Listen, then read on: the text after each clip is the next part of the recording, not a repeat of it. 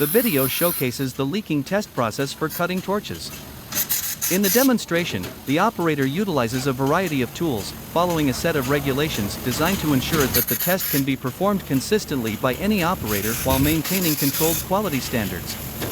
The operator's focus is paramount during the test, specifically on the cutting torch being evaluated.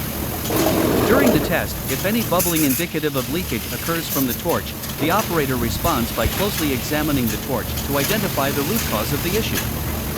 Subsequently, the operator undertakes the necessary measures to rectify the problem. This meticulous approach underscores the dedication to maintaining the highest level of quality. It's noteworthy that each cutting torch undergoes this comprehensive leaking test before being dispatched to customers.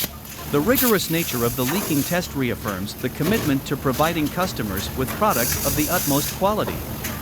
By adhering to these stringent testing procedures, the company ensures that its customers receive cutting torches that meet the highest standards, further solidifying its reputation for delivering top-quality products.